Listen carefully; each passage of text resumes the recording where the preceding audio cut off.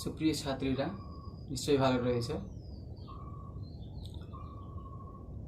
আজকে তোমাদের সমুদ্র তরঙ্গের ক্ষয়কার্যের ফলে সৃষ্ট ভূমিরূপগুলি সম্পর্কে আর সমুদ্র তরঙ্গের সঞ্চয় কাজের ফলে গঠিত ভূমিরূপগুলি সম্পর্কে আলোচনা হবে। তোমরা একটু মন দিয়ে শোনো। নিশ্চয়ই ক্লাসগুলো রীতিমতো করছো। ক্লাসগুলো যদি রীতিমতো দেখো তাহলে কিন্তু অনেকটাই সমস্যার সমাধান হয়ে যাবে।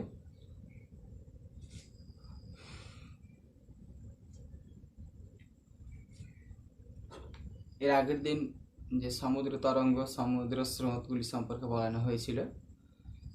তো সমুদ্র উপকূলবর্তী অঞ্চলে সব থেকে যে শক্তিটা বেশি পরিমাণে প্রয়োগ করে ভূমিরূপগুলি সৃষ্টিতে সেটি হলো সমুদ্র তরঙ্গ। সামুদ্রিক কার্য বলতে সমুদ্র তরঙ্গকেই বোঝানো হয়। আর এই সমুদ্র তরঙ্গের ক্ষয়কার্যের ফলে যে সমস্ত ভূমিরূপগুলি সৃষ্টি হয় সেইগুলি সম্পর্কে প্রথমে আলোচনা।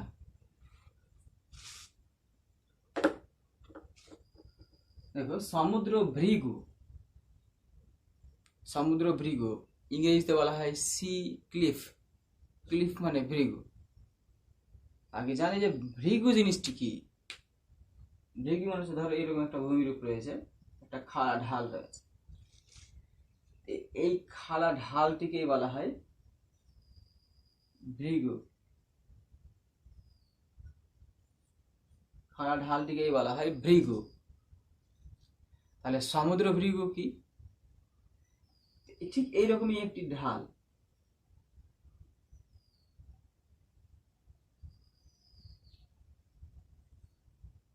ধরো এখানে সমুদ্র রয়েছে,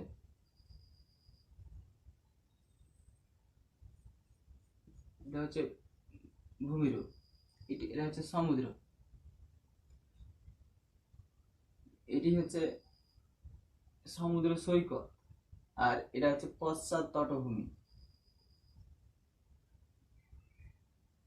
এই সমুদ্র সৈকত আর পশ্চাৎ তটভূমির সমুদ্র সৈকতের শেষ প্রান্তে যে বলতে পারে এটা যে তটভূমির পেছনে পশ্চাৎ তটভূমিতে যে সুস্পষ্ট ঢালযুক্ত ভূমি দেখা যায়, সমুদ্রের দিকে সুস্পষ্ট মৃদু ঢালযুক্ত ভূমি দেখা যায়, সেই ভূমিটাকে বলা হয় ভৃগু। যেহেতু সমুদ্র উপকূলে অবস্থান করে এই জন্য বলা হয় সমুদ্র ভৃগু বা সি ক্লিফ। আবার বলছি যে সমুদ্রের উপকূলে তটভূমির পশ্চাৎ প্রান্তে বা পশ্চাৎ তটভূমিতে যে সুস্পষ্ট ঢালযুক্ত ভূমিরূপ লক্ষ্য করা যায়, মৃদু ঢালযুক্ত ভূমি, এই ঢালযুক্ত ভূমিরূপটাকে এইটুকু অংশকে বলছে সমুদ্র ভৃগু। সমুদ্র ভৃগুর সঙ্গে কতগুলি টার্ম জড়িয়ে রয়েছে। যেমন এই সমুদ্র ভৃগুটি অনেক সময় ক্ষয়ে যায়। ঝটিকা তরঙ্গ যখন আসে সমুদ্রের তখন কিন্তু এইখানে এসে আঘাত করে, সমুদ্রের এই ঝটিকা তরঙ্গগুলো এসে এইখানে আঘাত করবে, সমুদ্র ভৃগুতে আঘাত করবে। আঘাত করলেই এইখানের শিরাগুলো কিন্তু ধীরে ধীরে ক্ষয় হয়ে পড়বে। এইরকম একটি খাঁজের সৃষ্টি করবে, এটাকে বলবে খাঁজ।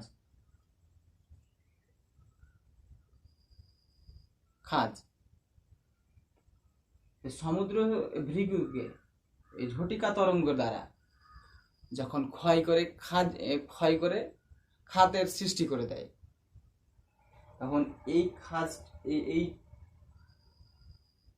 খাতটিকে বলা হয় খাঁজ।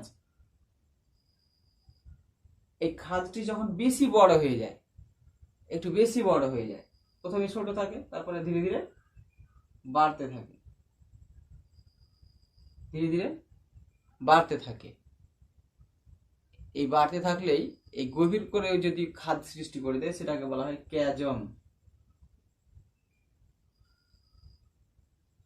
ক্যাজম বলে। সমুদ্রের দিকে মৃদু ঢালযুক্ত ভূমিকে বলা হয় সমুদ্র ভৃগু, যেটা পশ্চাৎ তটভূমিতে অবস্থান করে। আর এখানে সমুদ্রে ঝটিকা তরঙ্গের জল গিয়ে যখন সজোরে আঘাত করবে, আঘাত করলেই সেখানে খাদের সৃষ্টি করবে। সেই খাদটাকে বলবে, খাদের সৃষ্টি করলেই খাঁজের সৃষ্টি হবে। আর খাঁজগুলো যখন একটু গভীর হয়ে যায় বেশি পরিমাণ, তখন সেটাকে বলা হয় ক্যাজম। এখন দেখো এটা ঝুলে অবস্থান করছে, এই ভৃগুটি, এটা সমুদ্র ভৃগু, এটুকু ঝুলে অবস্থান করছে। এই জন্য এই ভৃগুটাকে বলা হয় ঝুলন্ত ভৃগু।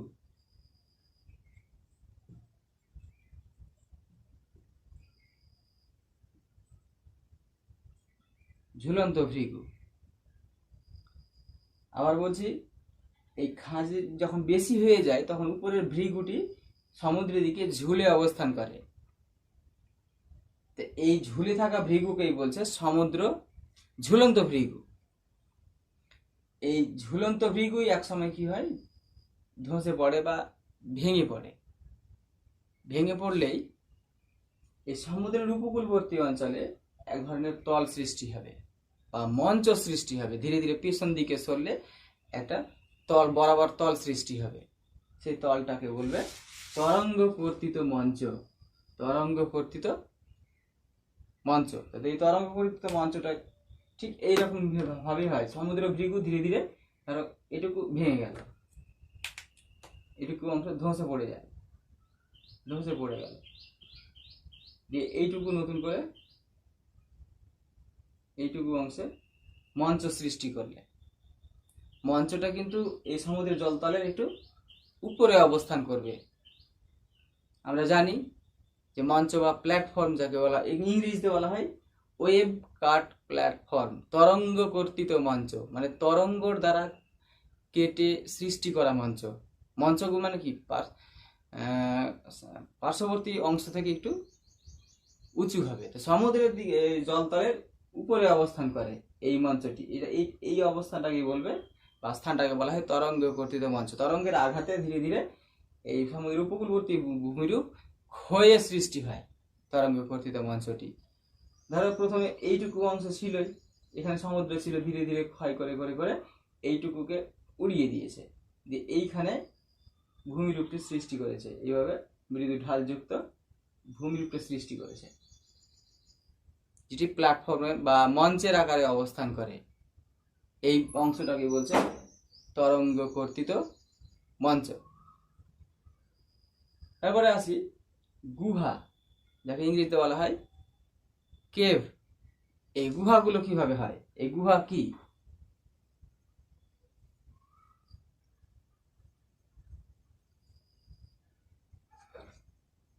ধরো এরকম ধরনের একটা সমুদ্র রয়েছে,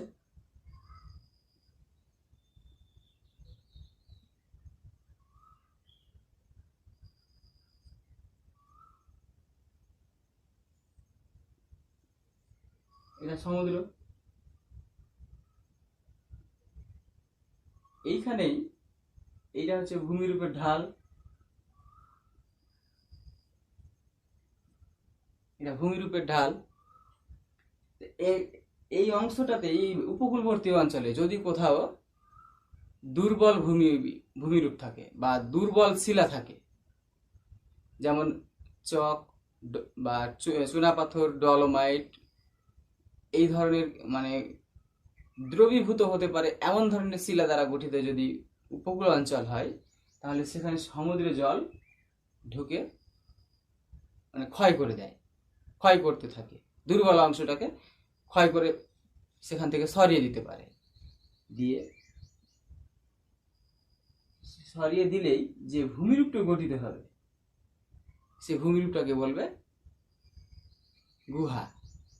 আবার বলছি, সমুদ্রের উপকূলবর্তী অঞ্চলে যখন দুর্বল শিলা অবস্থান করবে, দুর্বল শিলা বলতে চক, চুনাপাথর, ডলোমাইট, এই ধরনের যদি মানে শিলা দ্বারা গঠিত থাকে সমুদ্রের উপকূল ভাগ, তাহলে সেখানে সমুদ্রের জল দ্রবণ ক্রিয়ার ফলে এক ধরনের গর্তের সৃষ্টি করবে।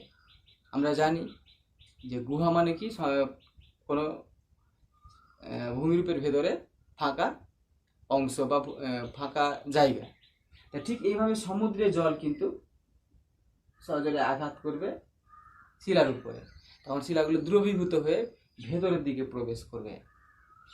ভেতরের দিকে সমুদ্র উপকূলবর্তী অঞ্চলে ভেতরে শিলার ভেতরের দিকে যে ফাঁকা স্থানের সৃষ্টি করবে, এই ফাঁকা স্থানটাকে বলছে গুহা। বলা হয় গুহা, ইংরেজিতে বলা হয় কেভ। এরকম একটি উল্লেখযোগ্য গুহা রয়েছে, যেমন স্কটল্যান্ডের ফিঙ্গলস কেভ। এটা মনে রাখতে পারো তোমরা, স্কটল্যান্ডের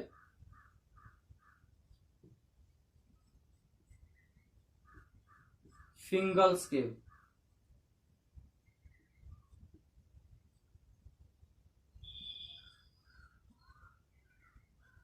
এরকম একটি গুহার উদাহরণ, সামুদ্রিক গুহার উদাহরণ স্কটল্যান্ডের ফিঙ্গলস কেভ। আবার বলছি, সমুদ্র উপকূলবর্তী অঞ্চল যদি দুর্বল শিলা দ্বারা গঠিত থাকে, চক, চুনাপাথর, ডলোমাইট, তাহলে সমুদ্রের জল সেখানে দ্রবণ ক্রিয়ার ফলে এক ধরনের ফাঁকা স্থানের সৃষ্টি করবে। সমুদ্রের জল মানে সেই ফাঁকা স্থানের ভেতরের দিকে প্রবেশ করতে পারে। এই ধরনের ফাঁকা স্থানকে বলবে গুহা। এর উদাহরণ স্কটল্যান্ডের ফিঙ্গলস কেভ। তারপরে আসি ব্লো হোল। এই ব্লো হোল কি? এই গুহার ভেতর দিয়ে সজোরে জল প্রবেশ করবে। এই সামুদ্রিক গুহার ভেতর দিয়ে জলটা কিন্তু ভেতরের দিকে প্রবেশ করবে। এই গুহার মুখটি কিন্তু সমুদ্রের দিকে উন্মুক্ত থাকে আর ভেতরের দিকে আবদ্ধ। বুঝতেই পারছো ব্যাপারটা, সমুদ্রের দিক দিয়ে জলটা ভেতরের দিকে ঢুকবে। ভেতরের দিকে বায়ু অবস্থান করে। সমুদ্রের জল গিয়ে যখন ঝটিকা তরঙ্গ গিয়ে আঘাত করবে, তখন কিন্তু এই বায়ু একটা চাপ সৃষ্টি হবে, যে বায়ুটি বিশেষ করে ওই শিলার উপরে চাপ প্রয়োগ করবে। সমুদ্রে জল ঢুকবে সজোরে, আর ভেতরের দিকে বায়ু শিলার উপরে চাপ সৃষ্টি করবে।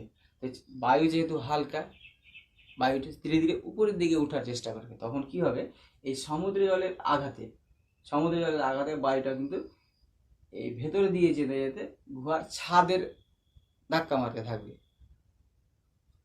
একসময় গুহার ছাদে আঘাত করতে থাকলে ধীরে ধীরে গুহার ছাদটি কিন্তু মানে উপরের পৃষ্ঠ পর্যন্ত ছুঁয়ে ফেলে এইখানে একটা ফুটোর সৃষ্টি হয়ে যায়। ফুটো সৃষ্টি হয়ে গেলেই এই ঝটিকা তরঙ্গ যখন এই গুহার ভিতরে পৌঁছায়, তখন এইটা দিয়ে জলটা কিন্তু বাইরের দিকে বেরিয়ে আসে, গুহার ভিতর দিয়ে ঢুকবে। আর এই গুহার একটা নল থাকবে, কিন্তু সেই নল দিয়ে জলটা শিলার মাথা বরাবর উপর দিয়ে বেরিয়ে আসবে। এটাকে দেখতে মনে হবে চিমনির মতো, চিমনি। এটাকে আবার স্বাভাবিক চিমনিও বলা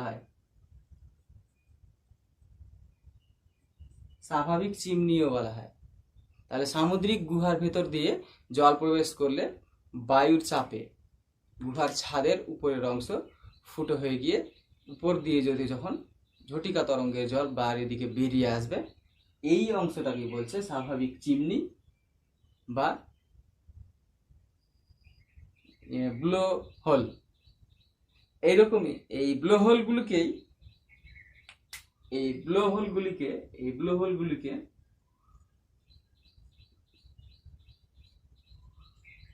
স্কটল্যান্ডে বলা হয় গ্লুপ। এই স্কটল্যান্ড, এটা পরিচয় দিই, স্কটল্যান্ডের ব্যাপারে বারবার উদাহরণ কিন্তু দিচ্ছি, যে স্কটল্যান্ড হচ্ছে ব্রিটেনের একটি রাজ্য।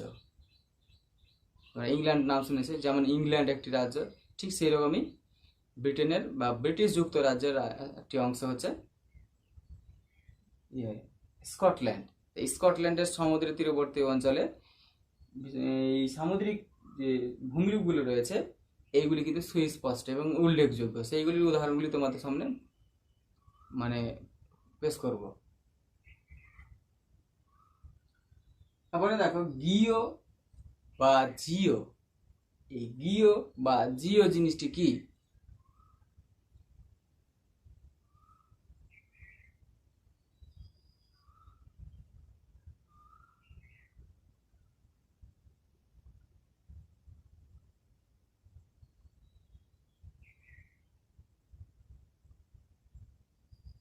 এরকম সমগুহা অবস্থান করছিল। সমুদ্র উপকূলবর্তী অঞ্চলে যদি দুর্বল কোনো ফাটল থাকে, ধরো ভেতর দিয়ে শিলার ভিতরে একটা ফাটল রয়েছে, এটা উপর থেকে বোঝাই যাচ্ছে না, তাহলে দুর্বল ফাটল বরাবর সমুদ্রের জলটা ভেতরের দিকে প্রবেশ করবে। ভেতরের দিকে প্রবেশ করলে গুহা সৃষ্টি হবে। এই ব্লো হোলটারই কথা বলি, যে ব্লো হোল ছিল আর এই সামুদ্রিক গুহা ছিল, এর ভেতর দিয়ে জলটা ভেতরে দিয়ে ঢুকে এই ব্লো হোল দিয়ে বাইরের দিকে বেরিয়ে আসছিল। এক সময় কি হবে, এটা যখন ভিতরে দিকে ফাঁকা স্থান রয়েছে, নল রয়েছে, নলের উপরটি অংশটুকুকে বলছে গুহার ছাদ। গুহার ছাদ, এটাও গুহার ছাদ, এটা একটা ফুটো, ব্লো হোল। অনেক সময় কি হয়, এই গুহার ছাদটি সমগ্র অংশটাই, এই গুহার ছাদের সমগ্র অংশটাই ভেঙে যায়, সমগ্র অংশটাই ভেঙে যায়, যে সংকীর্ণ প্রবেশ পথ সৃষ্টি করে, গঠিত করে প্রবেশ পথ। ঠিক এইভাবে সমুদ্রের জল এখানে যায়, এখানে গিয়ে আবার ব্যাক ফিরে আসে। তো এই অংশটাকে বলছে জিও বা গিও। জিও বা গিও, অ্যাকচুয়ালি এই জিও বা গিও এর বাংলা অর্থ হচ্ছে খাঁড়ি। খাঁড়ি, এইটি কিন্তু খাঁড়ি। আবার বলছি যে সমুদ্রের তীরবর্তী অঞ্চলে সামুদ্রিক গুহার কোনো ধরনের দুর্বল বা ফাটল ভূমিরূপ থাকে, ফাটল ভূমিরূপটি দুর্বল ফাটলযুক্ত যদি হয়, তাহলে সেখানে সামুদ্রিক গুহার সৃষ্টি হয়। ভেতরের দিকে উপকূলবর্তী অঞ্চলে সামুদ্রিক গুহা সৃষ্টি হলেই গুহার ছাদ উপরের অংশ থেকে পুরোপুরিভাবে ধসে গিয়ে যে সংকীর্ণ খাঁড়ির সৃষ্টি করে, এই সংকীর্ণ খাঁড়ি এটুকুতে কিন্তু সমুদ্রের জল অবস্থান করে, সমুদ্রের জল অবস্থান করে। এই অংশটাকে বলছে গিও বা জিও। তারপরে আসি সামুদ্রিক খিলান। সামুদ্রিক খিলান কি? এই সামুদ্রিক খিলান কি?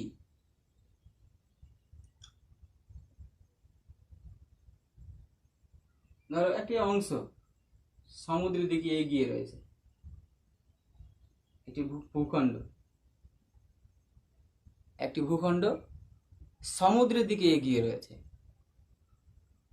আর এই সমুদ্রের দিকে এগিয়ে থাকলে আর ভূখণ্ডটি কোনো অংশ যদি দুর্বল শিলা দ্বারা গঠিত হয়, তাহলে ধরো এইভাবে ঝটিকা তরঙ্গ আসছে, এইখানে আঘাত মারছে, এইভাবে ঝটিকা তরঙ্গ আসছে, এইখানে আঘাত মারছে।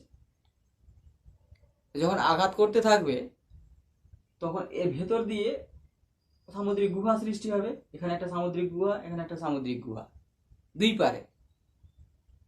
আবার বলছি যে সমুদ্রের দিকে যখন কোনো একটি ভূখণ্ড এগিয়ে অবস্থান করবে, যাকে ভালো ভাষায় বলবে অভিক্ষিপ্তাংশ বা সামনের দিকে বর্ধিত অংশ, এইভাবে যখন অবস্থান করবে তখন কিন্তু সমুদ্রে গুহার সৃষ্টি হবে। দুই পাশে দুটো সামুদ্রিক গুহার সৃষ্টি হবে। এই গুহাগুলো ধীরে ধীরে ক্ষয়ের ফলে বাড়তে বাড়তে এক সময় এমন একটি সিচুয়েশন আসবে যে এইটা দিয়ে জল এইদিকে আসতে পারবে, এইটা দিয়ে জল ওই পারে চলে যেতে পারবে, ফুটো হয়ে যাবে ভেতরের দিকে। তখন ভূমিরূপটি কেমন হয়?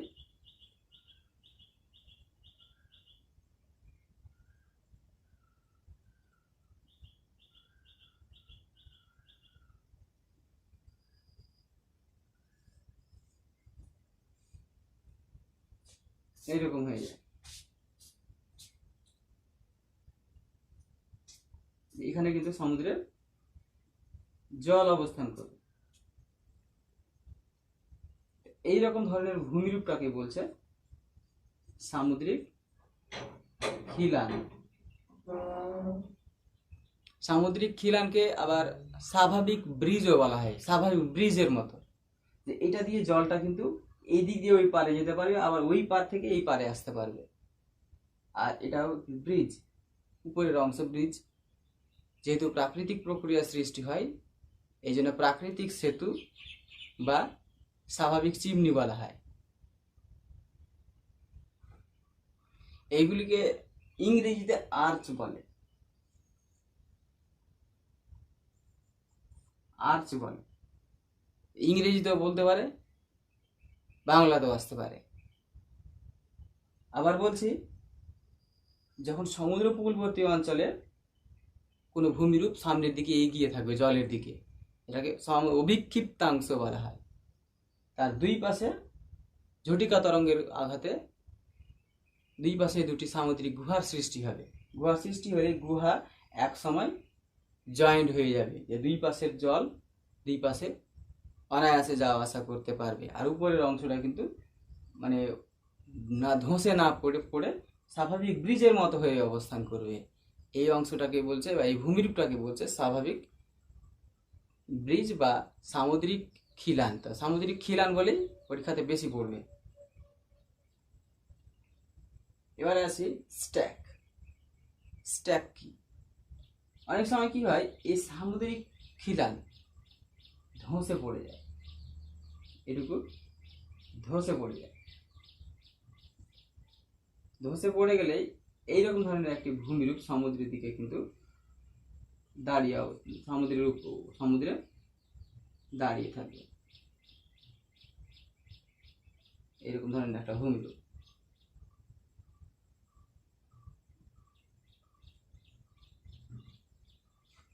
এটা এই পর্যন্ত জল অবস্থান করে।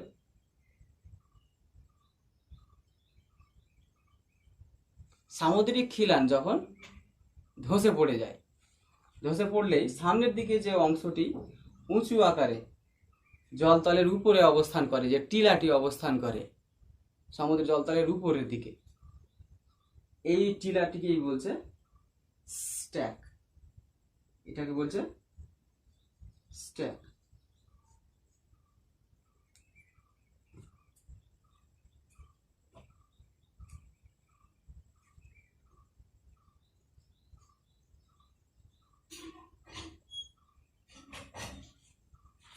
স্ট্যাকগুলো সমুদ্রের জলতলের উপরে ঠিক এরকম ভাবে মাথা উঁচু করে দাঁড়িয়ে থাকবে, এরকম ভাবে। আর ভেতরের অংশটা সমুদ্রের দিকে থাকবে, যেটা অদৃশ্য থাকবে, এটা হচ্ছে সমুদ্রের জল।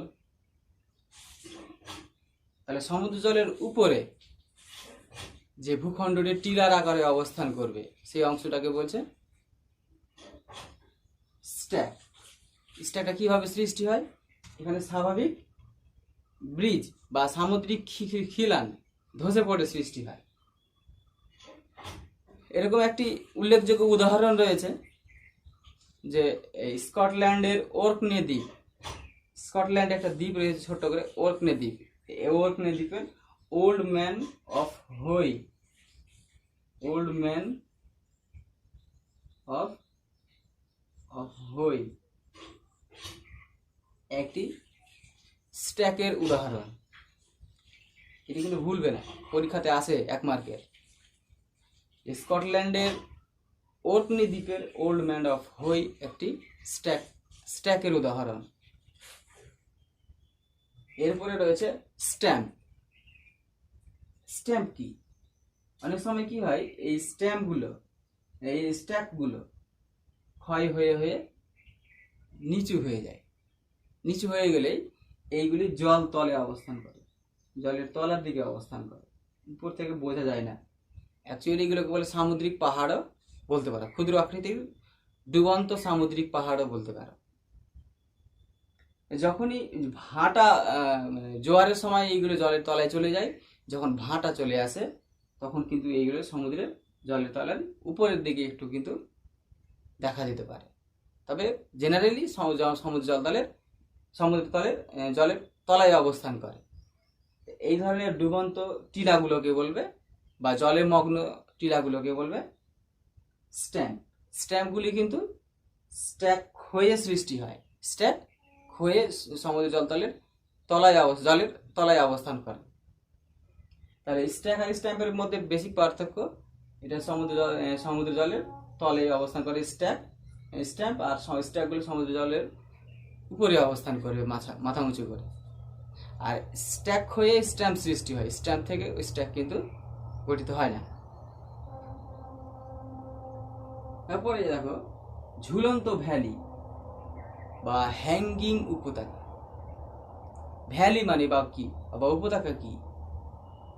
একটা নদী যে গর্ত দিয়ে প্রবাহিত হয়ে যাবে, ধরো একটা পাহাড়ি অঞ্চল, এইটা দিয়ে নদীটা প্রবাহিত হচ্ছে, তাহলে এইটাকে বলবে উপত্যকা। একটা নদী যে গর্তের মধ্য দিয়ে বা খাতের মধ্য দিয়ে প্রবাহিত হয়, সেই খাত বা গর্তটাকে বলা হয় নদী উপত্যকা। সমুদ্র উপকূলে নদী এসে মিশে, নদীর মোহনা অঞ্চল রয়েছে, সমুদ্র উপকূলে নদীটা এসে এই সমুদ্রে মিশবে। ধরো এটা ভূমিরূপ, এটা দিয়ে নদীটা এসে সমুদ্রে মেশে। সমুদ্র, এটা হচ্ছে সমুদ্র ভৃগু, সমুদ্র ভৃগু। সমুদ্র ভৃগু ধীরে ধীরে যখন পেছনের দিকে সরবে, পেছনের দিকে সরলেই শীষ পাশটা খাড়া ঢাল সৃষ্টি হবে। এই খাড়া ঢালের উপর থেকে নদীটা নিচের দিকে সমুদ্রে পড়বে, তখন এই একটি ঝুলন্ত উপত্যকার সৃষ্টি হবে। নদীর সমুদ্রের উপরে নদীর উপত্যকাটি ঝুলে অবস্থান করবে। এটি বিশেষ করে সৃষ্টি হতে পারে যদি উপকূল ভাগ ধীরে ধীরে দ্রুত ক্ষয়প্রাপ্ত হয়, বা ভূমিকম্পের ফলে যদি সমুদ্র নিচের দিকে বসে যায়। সমুদ্র যদি নিচের দিকে বসে যায় তাহলে কিন্তু খাড়া ঢাল সৃষ্টি হবে। খাড়া ঢালের উপর থেকে নদীটি নিচের দিকে আছড়ে আছড়ে পড়বে। আছড়ে পড়ার কারণ সেখানে ঢালের পার্থক্য বেশি হয়ে গেছে, তার উপত্যকাটা ঝুলে অবস্থান করছে। সে যে গর্তটার মধ্য দিয়ে প্রবাহিত হচ্ছে, যে পথটার পথে দিয়ে যাচ্ছে, সেই পথটা সমুদ্রের উপরে ঝুলে অবস্থান করবে। এই ঝুলে থাকা উপত্যকাকে বলবে ঝুলন্ত উপত্যকা। এই নদীটি ঝুলে রয়েছে এই ঢালের উপরে। সমুদ্র যদি নিচের দিকে বসে যায় বা ভূমিরূপ যদি উপরের দিকে উঠে যায় ভূমিকম্পের ফলে, বা অথবা সমুদ্র ভৃগু যখন দ্রুত পশ্চাৎ অপসারণ করে, তখন খাড়া ঢালের সৃষ্টি হয়। এই খাড়া ঢালের উপর থেকে নদী নিচের দিকে পড়তে থাকে। এই ঝুলে পড়ে থাকলে এই ঝুলে থাকা বা খাড়া ভূমির উপত্যকাকেই বলছে ঝুলন্ত উপত্যকা। ঝুলন্ত উপত্যকা কিন্তু পরীক্ষাতে সেরকম আসে না। তারপরে বলি সমুদ্র মঞ্চ বা ওশেন প্ল্যাটফর্ম। প্ল্যাটফর্মটা তো আগেই বলেছি যে পার্শ্ববর্তী যে কোনো জায়গা থেকে উঁচু, তোমরা হয়তো স্টেশনে গিয়ে থাকবে, দেখবে রেলের প্ল্যাটফর্ম দেখেছো, ঠিক সেরকমই তরঙ্গ গঠিত মঞ্চের ফলে সমুদ্র মঞ্চ গঠিত হয়। সমুদ্র মঞ্চগুলো একটু পার্থক্য রয়েছে।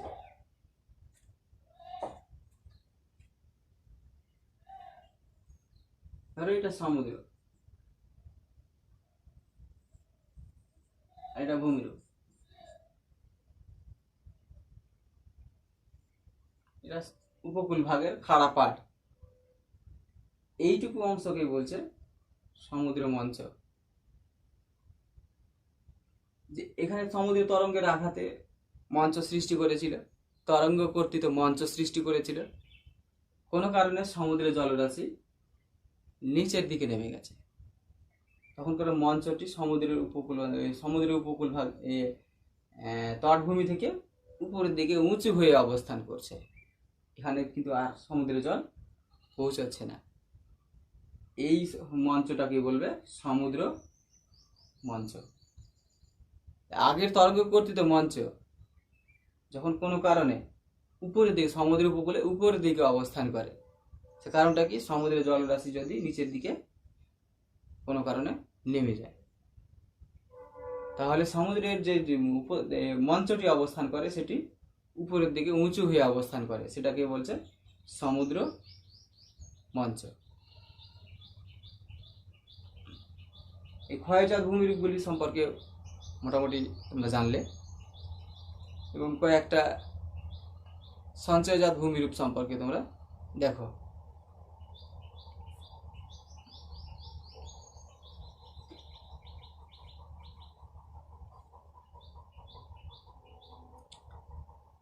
সঞ্চয়জাত ভূমিরূপগুলো কিন্তু ভৃগুর পেছন থেকে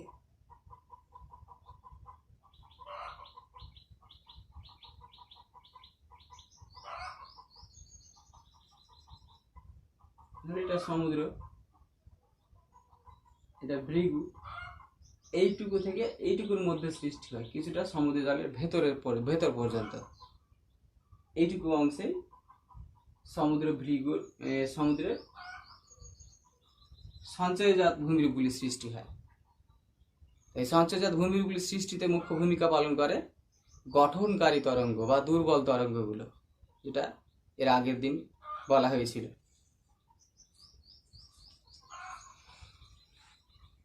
প্রথমে বলি সৈকত ভূমি কি।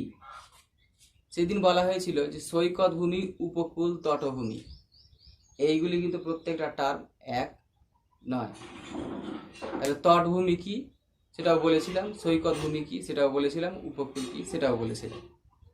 আজকে বলি সৈকত ভূমি, যেটাকে ইংরেজিতে বলা হয় বিচ। ইংরেজিতে বলা হয় বিচ।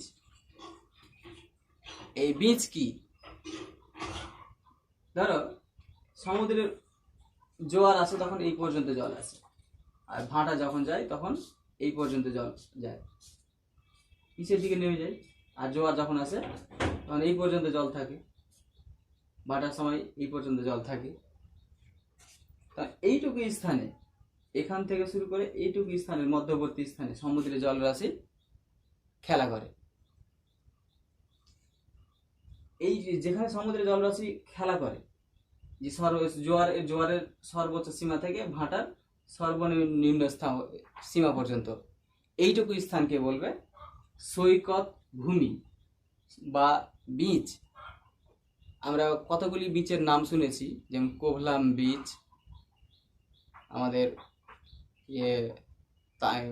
আমাদের ভারতবর্ষের পশ্চিম উপকূলে রয়েছে। যেমন দীঘার সমুদ্র সৈকত আমরা পড়েছি, দেখেছি, বা কেউ দেখেছি, আবার কোথাও পড়েছি। দীঘার সমুদ্র সৈকত সম্পর্কে শুনেছি।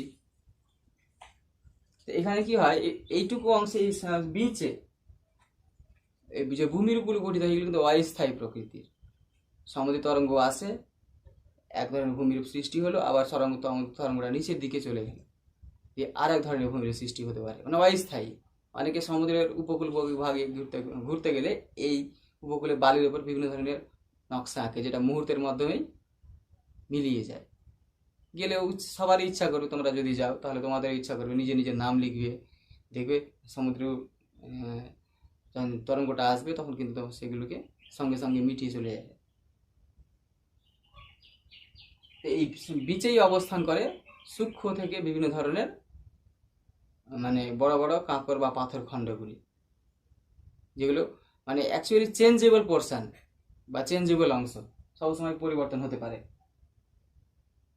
তারপরে বলি সৈকত শিরা। অনেক সময় কি হয়, দেখবে সমুদ্রের জোয়ারের জল যখন সর্বোচ্চ থাকে তখন প্রথমে যে তরঙ্গটা আসে উপর পর্যন্ত যায়, তার পরবর্তী যে তরঙ্গটা আসে উপর পর্যন্ত যেতে পারে না, উপর পর্যন্ত যেতে পারে না। আর এটা সমুদ্র এইটুকু সমুদ্র সৈকত, এই পর্যন্ত সমুদ্রের জল প্রথমে পৌঁছালো, তারপরে এইটুকু, তারপরে এইভাবে পিছন দিকে সরছে ধীরে ধীরে। দেখবে যে কতগুলি সুস্পষ্ট শিরা লক্ষ্য করা যাবে। এগুলো কিন্তু সমুদ্র উপকূলবর্তী অঞ্চলে যে পদার্থগুলো থাকে সেইগুলি সঞ্চয় হয়ে সমুদ্র, এগুলো কিন্তু অস্থায়ী। এইগুলো অস্থায়ী। সর্বোচ্চ জলটা যেখানে পৌঁছেছিল, পদার্থগুলো সর্বোচ্চ সেখানে ধাক্কা দিয়ে ঠেলে নিয়ে গিয়েছিল, এভাবে ধীরে ধীরে জলটা নিচের দিকে নামছে। তাই এই ধরনের সুস্পষ্ট কতগুলি শিরা লক্ষ্য করা যাবে। এইগুলিকেই বলবে সমুদ্র সৈকত শিরা, সেইগুলিকে বলবে সৈকত শিরা। আর সৈকত শিরাগুলি অস্থায়ী প্রকৃতির। আর এইগুলো যখন সমুদ্রে জোয়ারের জল আবার যখন আসবে, ভরা জোয়ার, তখন কিন্তু এইগুলিকে মিটিয়ে চলে যাবে বা ধ্বংস করে দিবে বা ভেঙে যাবে। তারপরে আসি বাঁধ। বাঁধ কি? এই সমুদ্রের উপকূলবর্তী অঞ্চলে যে বিশেষ ধরনের ভূমিরূপগুলি সৃষ্টি হয়, যেগুলি বাঁধের আকারে অবস্থান করে সেগুলিকে সামুদ্রিক বাঁধ বলা হয়। এই সামুদ্রিক বাঁধগুলো সমুদ্রের উপকূল থেকে জলের তলার দিকে অবস্থান করতে পারে, জলের ভেতরের দিকে অবস্থান করতে পারে। এক ধরনের লম্বা আকৃতির বা আঁকা বাঁকা, অনেক সময় অর্ধচন্দ্রাকৃতিরও হতে পারে, যে ধরনের ভূমিরূপগুলি সৃষ্টি হয়, যেমন ভূমিরূপগুলি সে উপকূল ভাগে হতে পারে, সমুদ্রের দিকেও হতে পারে। মোহনা অঞ্চলে ধরো এইভাবে একটা নদী রয়েছে, মোহনা অঞ্চলে একটু গঠিত হয়েছে, এইগুলিকে বলছে সামুদ্রিক বাঁধ। সমুদ্র উপকূলবর্তী অঞ্চলে যে লম্বা আকৃতির বিভিন্ন পদার্থগুলো সঞ্চিত হয়ে লম্বা আকৃতির অর্ধচন্দ্র আকৃতির সমুদ্র উপকূলবর্তী অঞ্চলে উপকূলে অথবা সমুদ্রের কিছুটা ভেতরের দিকে যে ভূমিরূপগুলো সৃষ্টি হয় এইগুলিকে বলছে সামুদ্রিক বাঁধ। বাঁধগুলিকে ইংরেজিতে বলা হয় বার, BAR, বার। বার মানে বাঁধ। এরকমই একটি বাঁধ, বাঁধের কতগুলো শ্রেণী বিভাগ রয়েছে, পরীক্ষাতে আসতেই পারে, খুবই ইম্পর্টেন্ট। পুরাদেশীয় বাঁধ বা পুরাদেশ বাঁধ কি?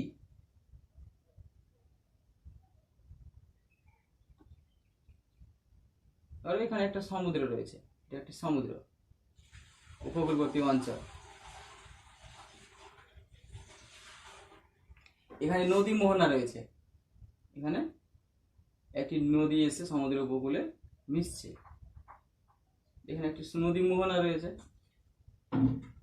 এই নদী মোহনার সমান্তরালে, এই নদী মোহনার শেষ প্রান্তে বা বলতে পারে উপকূলের সমান্তরালে যে এক বাঁধগুলি সৃষ্টি হয়, সেই বাঁধগুলিকে, এই বাঁধগুলিকে বলবে পুরাদেশীয় বাঁধ।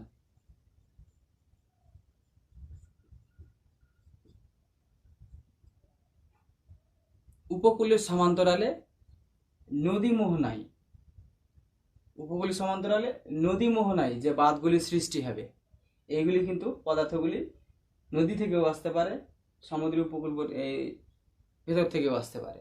যে যখন তরঙ্গগুলো আসে তখন ভেতর থেকে কিন্তু কিছু পরিমাণে পদার্থগুলোকে উপকূল ভাগের দিকে নিয়ে আসতে পারে। মোহনা অঞ্চলের একদম শেষ প্রান্তে নদী মোহনায় উপকূলের সমান্তরালে যে বাঁধগুলো সৃষ্টি হবে সেই বাঁধকে বলবে পুরাদেশীয় বাঁধ। পুরাদেশীয় বাঁধ, বেরিয়ার, বিচ, লেগুন, টম্বেলো খুবই ইম্পর্টেন্ট পরীক্ষাতে আসার ক্ষেত্রে। 2 নম্বরে দেখো বেরিয়ার, বিচ। বেরিয়ার মানে কি? বেরিয়ার মানে বাধা। বিচ মানে কি? বিচ মানে হচ্ছে সৈকত, সৈকত। এমন একটি বাঁধ যেটা এই সৈকতকে, ধরো এটা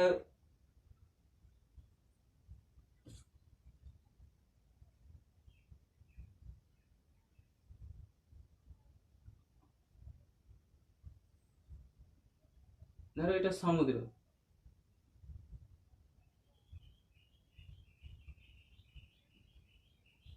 তাহলে এইটুকু কি হবে? এইটুকু হচ্ছে বিচ, এটুকু বিচ, সবটুকু এটুকু সমুদ্রে জল পৌঁছাচ্ছে, এটুকু বিচ বা সমুদ্র সৈকত। এই সমুদ্র সৈকতের সমান্তরালে একদম যে বাঁধগুলো সৃষ্টি হবে, এটা কিন্তু নদী মোহনা থাকবে না, সেখানে নদী মোহনা থাকবে না। পুরাদেশীয় বাঁধে কি হবে? নদী অবস্থান করে নদী মোহনা অঞ্চলে হবে। ঠিক এই ধরনের উপকূলের সমান্তরালে লম্বা আকৃতির বাঁধ সৃষ্টি হবে। এই লম্বা আকৃতির বাঁধ সৃষ্টি হলে এখানে আবদ্ধ জলাভূমি থাকবে, আর এই বীজটাকে রক্ষা করবে তো সমুদ্র তরঙ্গের আঘাতের হাত থেকে এই বাঁধটিকে বলবে বেরিয়ার বিচ। এই সমুদ্র সৈকতের সমান্তরালে গড়ে ওঠা লম্বা আকৃতির বাঁধগুলোকে বলবে বেরিয়ার বিচ। বেরিয়ার বিচের পেছন দিকে আবদ্ধ একটি জলাভূমিতে অবস্থান করবে, এই আবদ্ধ জলাভূমিকে বলবে লেগুন, লেগুন, লেগুন।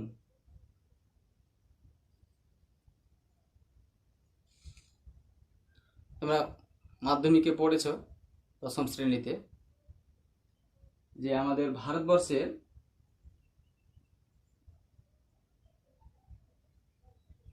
এইখানে রয়েছে মালাবার উপকূল, কেরালায়। এই মালাবার উপকূলের এইখানে সমুদ্র তীরবর্তী অঞ্চলে এইরকম ধরনের লেগুনগুলো কিভাবে হয় একটু দেখো। ঠিক এইরকম হয়। আর এই পাশে রয়েছে সমুদ্র, আর এইরকম ধরনের একটি জলাভূমি সমুদ্রের ভেতরের দিকে ঢুকে গেছে। এখানে একটি বাঁধ অবস্থান করছে। তাহলে কিন্তু এই ভূমিটাকে বলবে লেগুন, আর এটাকে বলবে বেরিয়ার বীজ। এইরকমই আমাদের এই কেরালার মালাবার উপকূলে এই লেগুনগুলিকে বলা হয় কয়াল,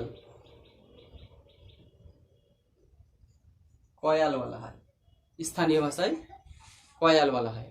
আবার একে আরেকটা নাম রয়েছে বাংলায়, এটা বলা হয় উপহ্রদ। উপহ্রদ, আমাদের যে চিল্কা নেই, চিল্কা, সেই চিল্কাটা কিন্তু একটি লেগুনের উদাহরণ। যদি মালাবার উপকূলের উপহ্রদগুলিকে বা লেগুনগুলিকে বলো, তাহলে কোনখানে রয়েছে ভেম্বানাদ। ভেম্বানাদ, এই ভেম্বানাদটি হচ্ছে ওই তামিলনাড়ুর সব থেকে বড় বা বৃহত্তম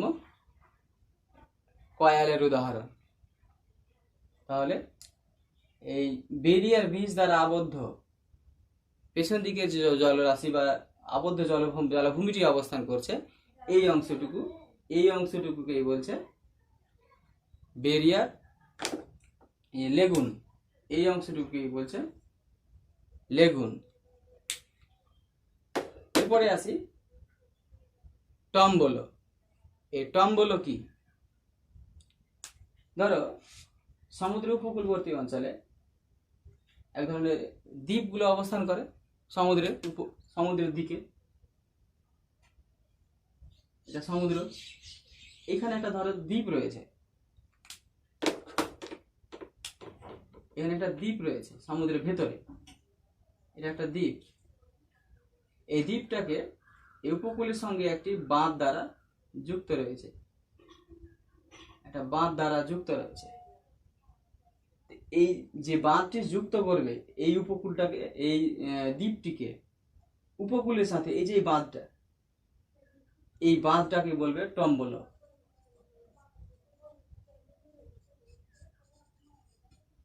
বাঁধটাকে বলবে টম্বলো। এইরকমই দুটো টম্বলের উদাহরণ বলছি, মনে রাখবে। স্কটল্যান্ডের পোর্টল্যান্ড দ্বীপ, স্কটল্যান্ডের পোর্টল্যান্ড দ্বীপ একটি টম্বলোর সঙ্গে দ্বারা যুক্ত রয়েছে। এরকম যেমন আমাদের ভারতবর্ষের একটা দ্বীপ রয়েছে তামিলনাড়ুতে, হেয়ার দ্বীপ। তামিলনাড়ু উপকূলে রয়েছে হেয়ার দ্বীপ। এই হেয়ার দ্বীপ একটি টম্বলো দ্বারা যুক্ত রয়েছে। স্কটল্যান্ডের পোর্টল্যান্ড দ্বীপ একটি টম্বলো দ্বারা যুক্ত রয়েছে, আর আমাদের ভারতবর্ষের তামিলনাড়ুর হেয়ার দ্বীপ একটি টম্বলো দ্বারা যুক্ত রয়েছে। যে কোনো একটা উদাহরণ দিলেই যথেষ্ট। যাই হোক, আজকে এ পর্যন্তই। এর পরের দিন সঞ্চয়িত ভূমিরূপের বাকি অংশ হবে, আর বাকি অংশে যা রয়েছে সেইগুলি সম্পর্কে আলোচনা হবে। আজকের মতো এ পর্যন্তই।